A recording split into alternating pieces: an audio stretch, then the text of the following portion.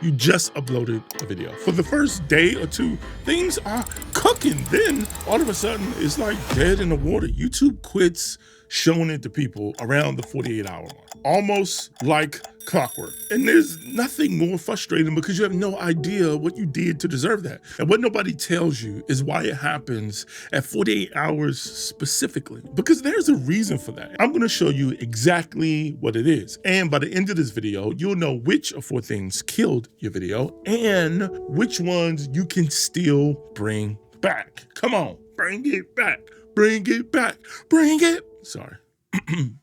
Bring it back. All right, so here's what everybody gets wrong.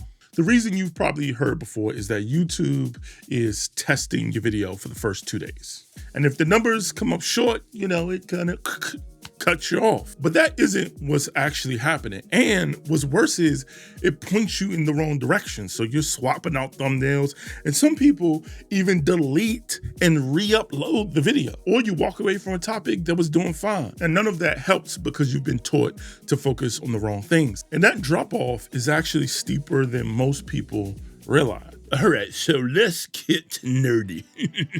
You know what we do here. We ran the numbers on millions of videos, literally millions of videos from 2025. Let's take a video that ends up with 1,000 total views.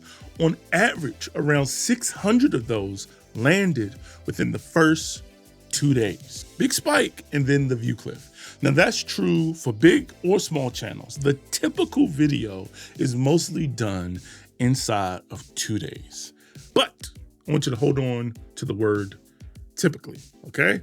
Typically, because the size of that spike is about to matter. That first 48-hour timing isn't random. It comes down to who was watching in those first 2 days. And to see why, you have to see how YouTube actually decides who gets shown your video in the first place. So I went to the people who actually run this thing, YouTube, the algorithm, all of it. And some of you may be thinking like, of course YouTube's gonna say that the algorithm is fine and it's not suppressing my videos.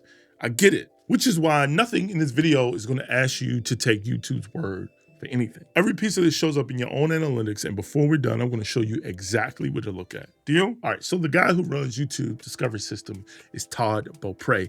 And Todd, in an interview, said something that got me thinking. And the way it works is it isn't so much about pushing it out as much as it's pulling for each viewer. So when you open the homepage, YouTube is going to say, hey, Renee's here. We need to give Renee the best content that is going to make Renee happy today. It's very much centered around each individual person and ranking the videos for them, as opposed to looking at each individual video and trying to figure out who might like it. The algorithm doesn't turn on when you hit publish. It turns on when the viewer opens YouTube. Think about what that actually means. This whole time, we've pictured it like YouTube takes our video and pushes it out to people like it's knocking on doors. Like, hey, you want this video? And then when the views stop, we picture it like YouTube has just decided to stop knocking on doors. And that's the whole 48-hour test in a nutshell, right? YouTube pushed it, measured it, and then YouTube quit on it. But that's actually not how it works. It works backwards from that. Someone opens the app, and in that moment, YouTube pulls from millions of videos and then fills that person's home feed. Your video isn't getting pushed to an audience. It's competing to get pulled for one viewer at a time, every time someone opens up the app. So what does that mean? When your video flatlines, YouTube didn't stop believing in it. YouTube was never believing in it. There was nobody at the wheel watching your video's performance and deciding whether or not you're done. Your video just stopped winning those one-at-a-time tests. And I get it, it's like, okay, cool story, but why does my video stop winning those contests almost exactly 2 days every single time? And that's exactly where this gets good, because the 48-hour timer actually has a real explanation, and it's got nothing to do with a test. It's about who is watching those videos in the first 2 days. And when I say who, I mean there are two completely different audiences in there. And most creators only package their videos for one of them. So I want you to think about something. When you hit publish, who exactly sees your video? Because there are two potential audiences that can see any video that you upload. We'll call them your warm audience and your cold audiences. And these terms are going to be super important for the rest of this video, so let's just define them real quick. Your warm audience is the viewers that YouTube can predict with confidence. For an established channel, that's going to mostly be your subscribers and returning viewers. For a newer channel, it's people whose watch history looks exactly like your video. They've never met you, but YouTube have seen enough to know that they watch stuff like yours. Either way, the principle is the same. So your warm audience sees it first, and your cold audience is everybody past that. Viewers that YouTube has less evidence on is looking at who watched your warm videos, and it pulls people who resemble them. But the further it stretches from your core audience, the less certain those predictions can get. So that is your cold audience. Now, here's why that matters. Think about it like you were a comedian, right? And that is the truth.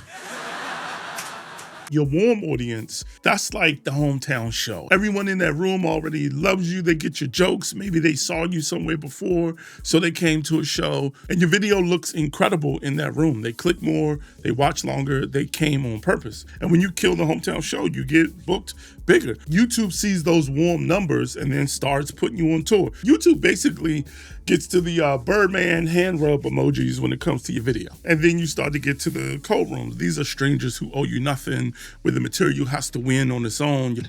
And that was the whole joke. Boo! Just your thumbnail, your title against everything else on that cold audience's feed. Quick note, by the way, for anyone who's wondering, this is why also sometimes your video never even get to that cliff because your video didn't necessarily do well in the hometown show. It doesn't land. So if your typical warm audience isn't clicking on your video, the YouTube really has no reason to put it on tour. It's probably like the other Birdman emoji.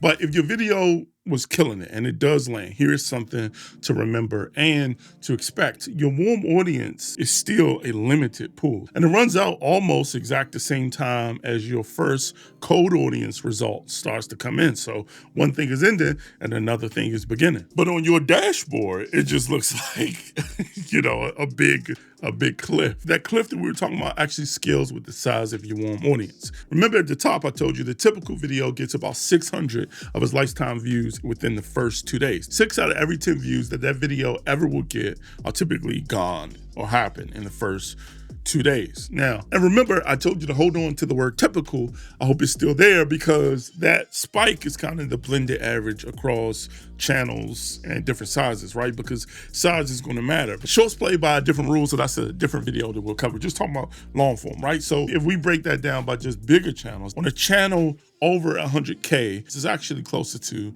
7 out of 10 views, landing within those first 2 days. Almost everything that video is ever going to do is done right away, right there. So you got big hometown show, big cliff. But a long form video on a channel sub 1,000, only about 4 out of the 10 actually come in early, and the other 6 actually keep coming all year long. So little hometown show, little cliff, and longer tail. That cliff is really just the size of your warm audience. Now, this may not be universally true, but I want you to think about something, right? Think about the creators that you watch all the time. You probably typically see it within the first 2 days of them releasing it. Now, that's you sitting in someone's warm audience getting served early. Now, shout out to you if you're watching this video within the first 2 days of us releasing it. That means you're probably in our warm audience. Come on, somebody in the comment section, type, I'm warm. Actually, and when some video from a new creator that you've never heard of pops up in your feed after a few days, well, guess what? That's you being part of their cold audience or somewhere in between. So shout out to you if this is your first vidIQ video and you're watching this quite some time after it came out. Guess what you are? Come on, put cold audience. Put I'm cold. I don't know. Your warm audience first, right? And then your cold audience second. And that handoff in between, that is typically your 48-hour cliff that some of you are seeing in your videos. Now, I promise you at the top of this video, I wasn't going to actually take anybody's word for it. Not mine, not even YouTube's. Open up your YouTube studio and then go to your audience tab, right? YouTube breaks down your viewers into 3 groups here, and you'll see it. It'll say new, casual, and regular. Come on. New viewers, come on, that's cold. You can't get no colder than that. All right, your casual and your regular viewers, that is your hot to warm audience, if you will. And if you click on see more, you can see how each audience is interacting with your content. And while you're in there looking at your analytics, just know 2 words are going to matter. And I want you to know what they mean in plain English, just in case you don't. The first is impressions. This is the amount of times that YouTube has shown your video to people. Your CTR, your click-through rate, that's the percentage of those people that YouTube has shown it to that has actually clicked on your video. So you have impressions and you have CTR. You have shown and then you have click. Every view that your video has ever got has started with one of those those two things. So when your views stop, one or two things has happened. YouTube has stopped showing it, or people have stopped clicking, which these two, YouTube stopped showing it. And figuring out which one and with which audience, that's how you diagnose what is actually going on with your video. Is your warm audience clicking on your video, but the cold audience is not? Is your video just packaged for people who know you, but your video does not give enough context about what your video is about for people who have no idea who you are? Which brings us to 4 patterns. Because your video flatlining after 48 hours, that's not a diagnosis, that is a symptom. A symptom of one of 4 different problems that produce the same result. Your video dying. And each one of them actually has a completely different fix. One of them means actually you shouldn't change a thing. Pattern 1, YouTube is showing your video to more people than ever. A small slice of them are clicking, but the views are still coming in. Now, this is the one that fools everybody. Definitely when you first start getting into your analytics, right? You start to see numbers falling and it could feel like failure. But you already know what this is, right? This is your video graduating from a warm audience to a cold audience. And cold viewers always click less. And so this is exactly what growth will look like. So the problem here is that there is no problem. Don't touch anything. Let it cook. The worst thing you can do to a video in pattern 1 is fix it. Now, pattern 2, YouTube stops showing your video around, but everyone who does click watches. The numbers look healthy, but the reach is gone. This one usually isn't your video. It's probably going to be your topic. The pool of people who wanted to see this video just isn't that deep, and YouTube worked through most of it. This is a demand problem, and usually no title, no thumbnail really fixes this. You have to fix this on your next video. So same skill, just a bigger pool. YouTube says this straight in their own documentation. Niche topics can have great numbers and still plateau because the audience is finite. Next is pattern 3, and I would actually see this one the most in coaching, right? The second that new viewers or your cold audience starts to see your video, then the clicks start to fall off a cliff. That is, your warm audience, they clicked, but your cold audience just scrolled past. Now this one stings, but it actually is the most fixable out of the 4. Your video makes sense to people who know you, but it might not make sense to a stranger, right? Say you're a finance creator and your thumbnail is your face with big letters that say, "Stop these mistakes." Your warm audience, it's no confusion at all. These mistakes to them, they understand, is money mistakes, and so they click. But a stranger scrolling on their feed, they just see a face that they've never seen before and the word, "Don't make these mistakes." Mistakes in what? Cooking, golf, marriage? Nothing on that screen tells them that this video is for them, so they scroll. They don't spend time trying to investigate if your video is for them. They see it. It doesn't stand out as being for them, so they scroll. Not because your video is bad, but because it's packaged assuming that they already knew you. Now, if you flip that, the thumbnail shows, money or stack of cash, chart going the wrong way, and then the text says 5 money mistakes keeping you broke. That's the same video, but the audience, the cold audience, is very clearly able to see, oh, this video is relevant to me, and knows what it will cost them if they ignore it. So here is your test. We'll call it the glance test, right? You can run on every video, you can run on a video that has this pattern, right? If someone who doesn't know you or, doesn't know anything about your channel, and this just pops up on their feed and they just see it at a glance. At one glance, would they know some type of context of what this video is about and who it's for? If yes, then you just package a video for a warm and cold audience. But if the only people who would get it are people who already know you, then you just found your pattern 3. And it's fixable because this is a packaging problem. Repackage it for a viewer who has never met you because they haven't. Now, pattern 4, people are clicking and they leave within the first 30 seconds or so. They click the video, but then they are out. So the thumbnail and the title made a promise and the opening didn't keep it. And it looks like a win in your initial view column, right? Because you have a spike in those views, but those views quickly begin to tell YouTube that this video is disappointing people. So this is a delivery problem. The fix here is your opening. You probably need to get to the thing that your thumbnail promised faster. So that's the whole receipt right there in your analytics, right? The warm and the cold split, that is going to be on your audience tab. The shown and clicked, That's on your reach tab. The first 30-second drop, that is in your retention graph. Go and pull up that video that maybe has fell off a bit and read it against these 4 patterns. You'll know in about a minute or two which one you're looking at. Then come back to the comment section of the video and let us know what you find. And this leads us to, can a video actually still come back? The nice thing about it is that can come in multiple waves. Yeah. So maybe like right now there's a video that reaches a certain audience, but then like in 6 months there's something else that's related that pops up that makes this video relevant again.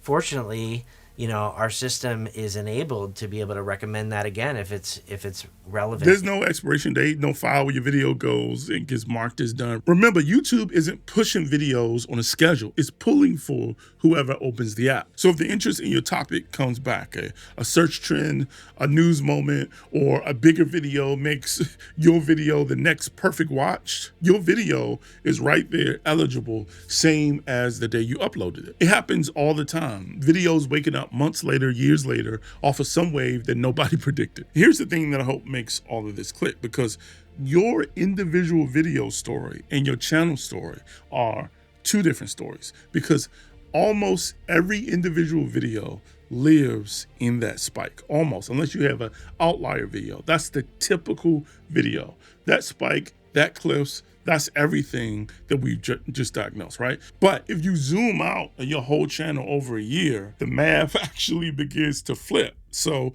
remember those millions of videos that we analyzed? Channel totals weren't built on day 1 spikes.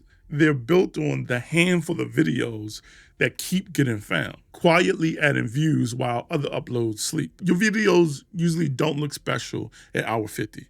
That spike is never their story, right? One video story is the spike.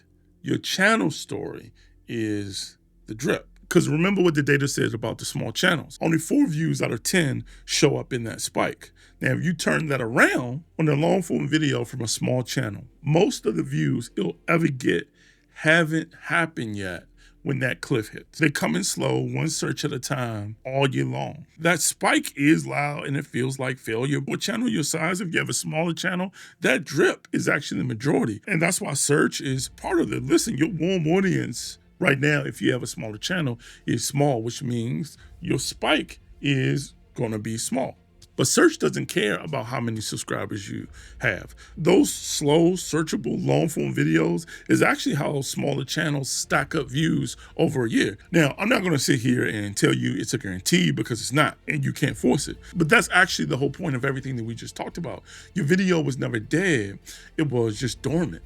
It reached the end of your warm audience. It took a shot with the cold audience, and now it's just waiting on the next wave. So here's what you actually can control. Pattern 3, you can fix the packaging and then give it a shot instead of having to sit there with the same packaging that didn't land. If it's in pattern 4, then take that information, what you learned, and then apply that to your next video. If it's in pattern 1 or 2, leave it alone. Take everything that it taught you, that you learned, and then put it into your next video. And if you want that next upload to have a real drip, a real chance, make it something that people are still searching for within the next 6 months. Because your channel doesn't grow by resurrecting one video. It grows by learning to read what each video is telling you. And if you ran your video against these 4 patterns, right, and your video lands on pattern 4, people are clicking, but they are leaving early, that's a retention problem, and we made a whole video exactly on how to fix that. So I will pass you over to Dan, who will help you with making sure that your videos are less boring.